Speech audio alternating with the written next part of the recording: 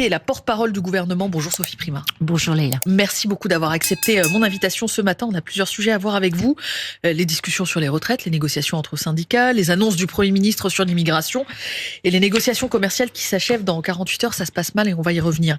Avant cela, je voulais vous entendre sur les déclarations de la soirée de Donald Trump. L'Union européenne, dit-il, créé pour entuber les États-Unis. Il annonce d'ailleurs, Donald Trump, des droits de douane à venir de 25% sur les produits européens. Et il dit tout cela 48 heures à peine après qu'Emmanuel Macron ait quitté la Maison-Blanche, puisqu'il était à Washington lundi. Le président français, c'est pour le moins déroutant cette façon de faire. C'est quoi? C'est un camouflet pour Emmanuel Macron? C'est pas la première fois que Donald Trump est déroutant. C'est sa méthode. Elle a été théorisée d'ailleurs par ses proches. C'est une méthode de provocation permanente, d'outrance permanente. Donc nous sommes habitués à cette méthode. C'est un camouflet? Non, c'est pas un camouflet, c'est la méthode Trump. C'est-à-dire, il aime bien provoquer, il aime bien installer un rapport de force. Mais au rapport de force, nous présenterons aussi un rapport de force, car l'Union européenne n'a pas été créée pour embêter Monsieur Trump ou nos alliés américains. Elle a été créée pour créer de la force dans un monde de blocs qui sont le bloc asiatique, le bloc américain, le bloc sud-américain, etc. Ça veut dire que si Donald Trump allait au bout de sa logique, l'Union européenne riposterait, il y aurait aussi des droits de douane. Bien sûr, la Commission européenne. Vous savez, personne n'a intérêt à rentrer dans ces rapports de force commerciaux.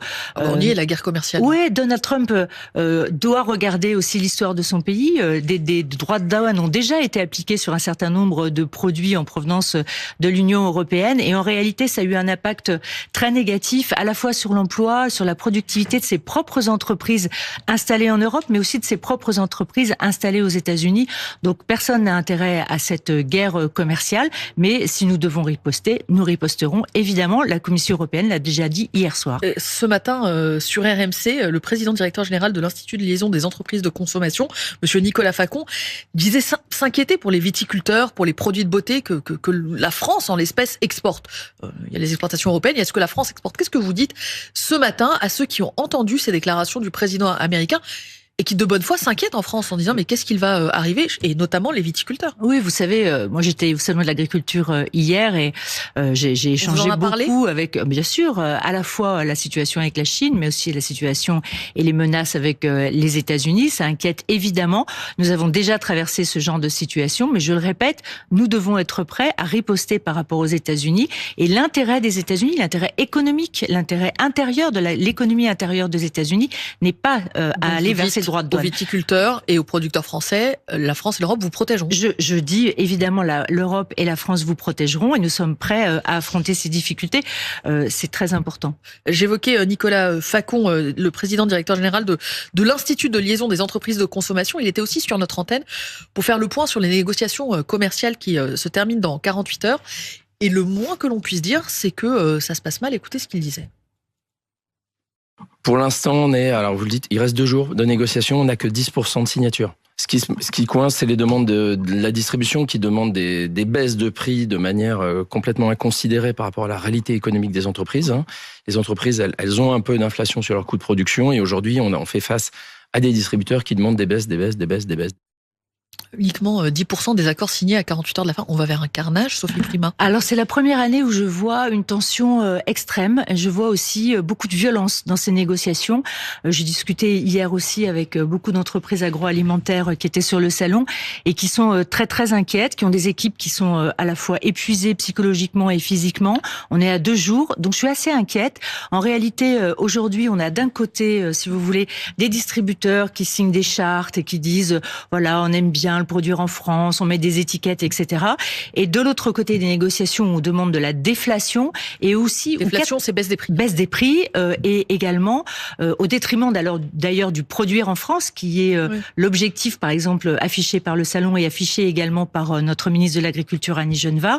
Et de l'autre côté, on a également une pression très forte qui est faite par des négociations qui maintenant se font en dehors de la France pour échapper aux règles d'Egalim. Ça, c'est le constat, Sophie Primas, mais qu'est-ce que vous allez faire? Est-ce que vous allez sévir au niveau du gouvernement? Il disait la grande distribution ne respecte pas la loi. Est-ce que c'est ce que vous constatez? Et qu'est-ce que vous allez faire? Alors clairement, je pense que le gouvernement va demander à la DGCCRF d'intervenir. Il faudra la répression des fraudes. La répression des fraudes, qui est en charge justement de l'application de la loi dans ses relations commerciales. Vous allez lui demander de regarder comment se passent les négociations? Bien évidemment, il y a un médiateur des relations commerciales qui doit regarder ce qui se passe dossier par dossier, mais il faut faire des contrôles et il faut sanctionner. Il y a un moment, il faut mettre des sanctions quand la loi n'est pas appliquée. Il faudra aussi que l'État s'en mêle pour avoir un rapport de force par rapport à ces centrales d'achat qui ne respectent pas des conditions de négociation qui sont des conditions apaisées et qui nourrissent également la volonté de notre pays de protéger ses producteurs et de protéger aussi son industrie agroalimentaire. Donc, pour bien comprendre ce que vous êtes en train de me dire, Sophie Primas, ce matin, porte-parole du gouvernement, c'est que le gouvernement fixe en quelque sorte un ultimatum à la grande distribution sous 48 heures. S'il n'y a pas d'accord signé, si ça ne se passe pas mieux, il y aura des contrôles, il y aura des amendes. Mais c'est la loi, c'est l'application de la loi, donc il n'y a pas de menace. Tout le monde connaît les règles du jeu depuis longtemps. Il y a une marche en avant du prix, il y a des négociations qui doivent se terminer le 28 au soir. Si c'est pas terminé, eh bien la loi devra s'appliquer et les sanctions devront être prises. Sophie Primas, j'en viens à la question migratoire et notamment avec l'Algérie, avec qui le torchon brûle. François Bayrou a fait un certain nombre d'annonces hier, pas que sur l'Algérie, j'aimerais qu'on en commence par là. Il demande à Alger d'accepter une liste de ressortissants que la France souhaite expulser et il laisse 4 à 6 semaines à la partie... j'allais dire adverse, mais c'est peut-être pas le bon terme, à la partie en face, je vais dire, pour montrer des signes de bonne volonté ou à défaut, il y aura remise en cause d'accords migratoires. Pour bien comprendre, est-ce que c'est un bras de fer ou est-ce que c'est une main tendue à Alger?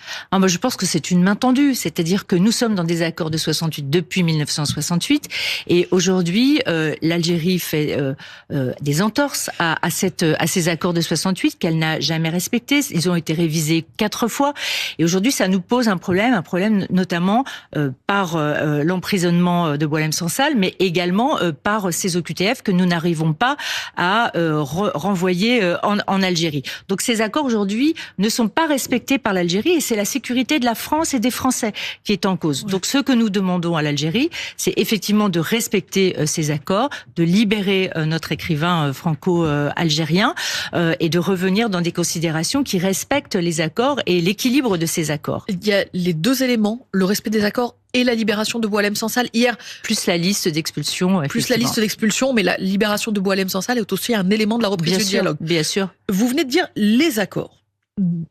Dans le détail, celui dont on parle aujourd'hui, c'est l'accord de 68. De 68, essentiellement. Et c'est pour ça que je voulais vous faire préciser à ce point, Sophie Primas, ce matin.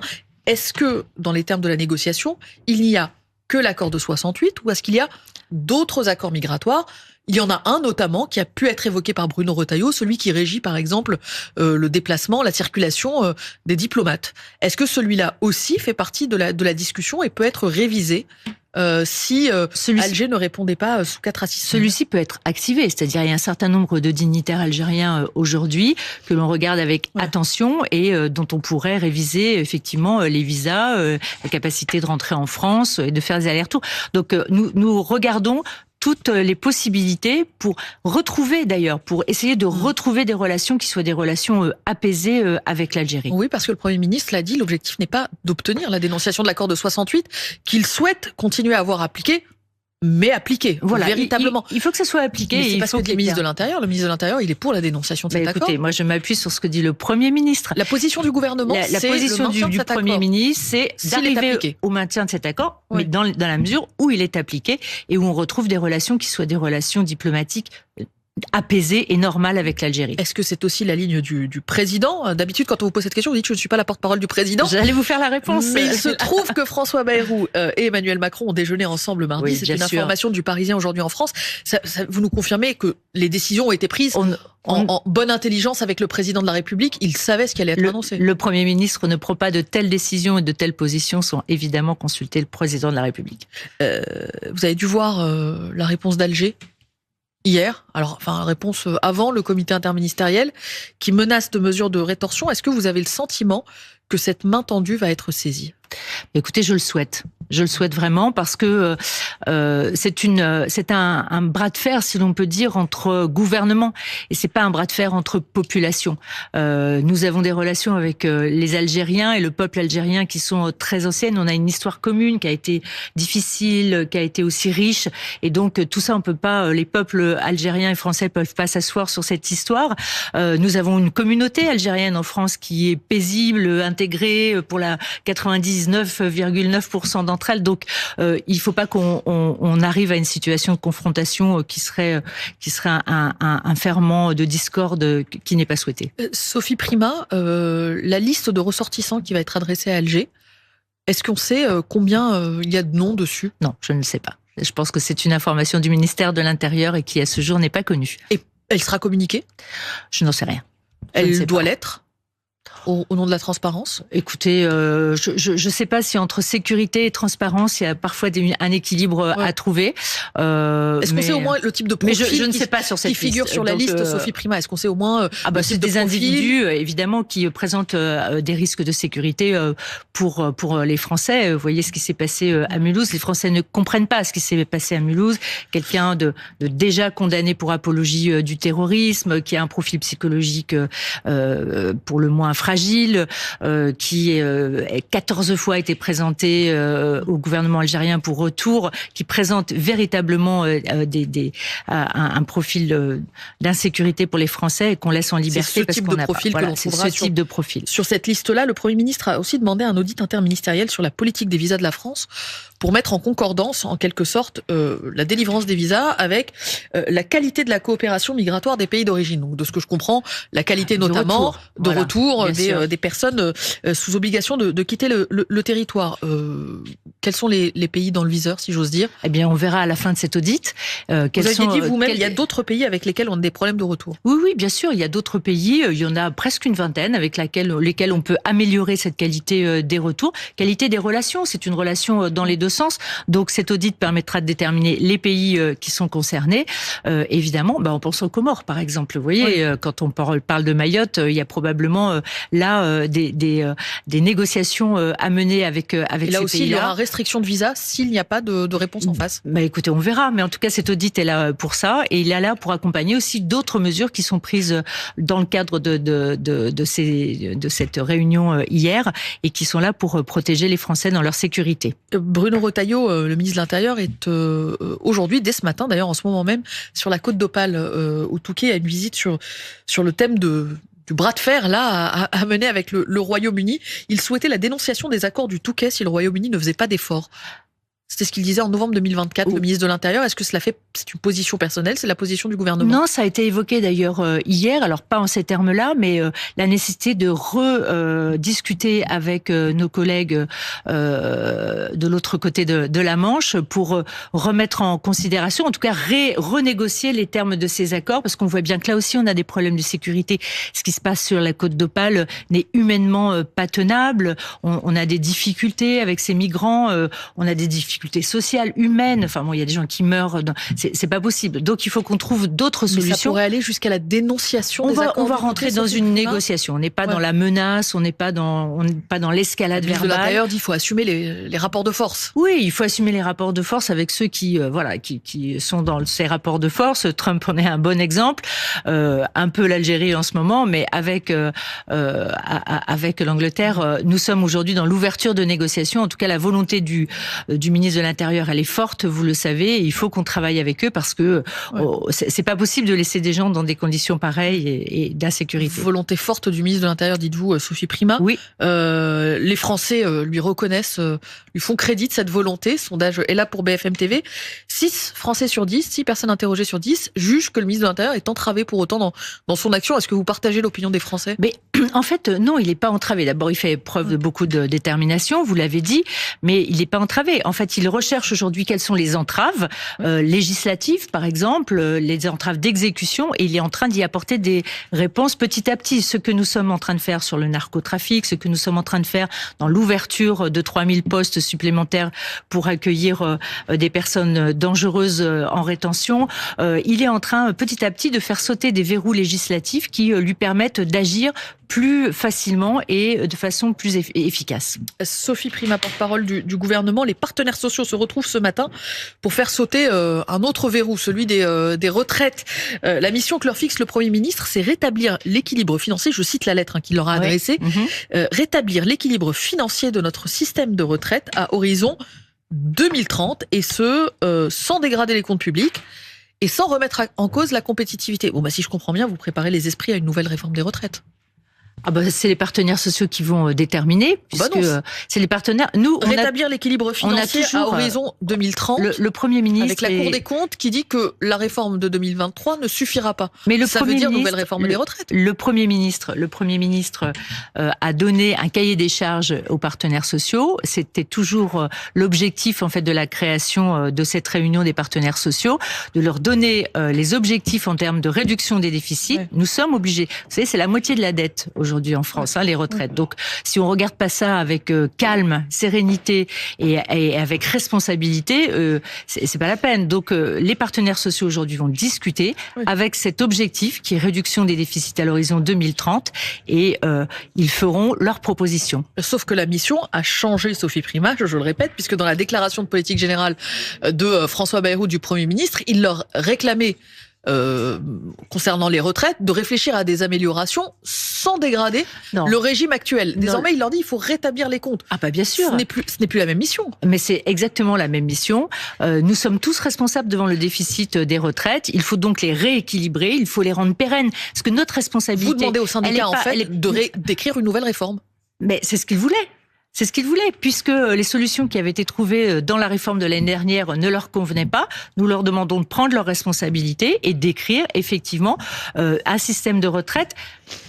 On parle de déficit, mais en réalité, qu'est-ce qu'il y a derrière ce déficit ? C'est la pérennité des systèmes de retraite qu'il faut assurer. Et ça parle à tous les Français. S'assurer que nos enfants, nos petits-enfants auront un système de retraite qui soit fort, pérenne et qui puisse convenir à tout le monde, c'est la moindre des choses et c'est notre responsabilité du générationnel. Chaque ministre a pu y aller de son avis sur la question. La ministre du Travail disant par exemple qu'il faudra travailler plus. Est-ce que vous partagez ce qu'elle dit ? On en a entendu d'autres parler de capitalisation. Est-ce que vous aussi, vous avez des pistes à dessiner pour les partenaires sociaux, Sophie Primas ? À titre personnel, j'en ai, mais je respecte le dialogue qui s'instaure aujourd'hui.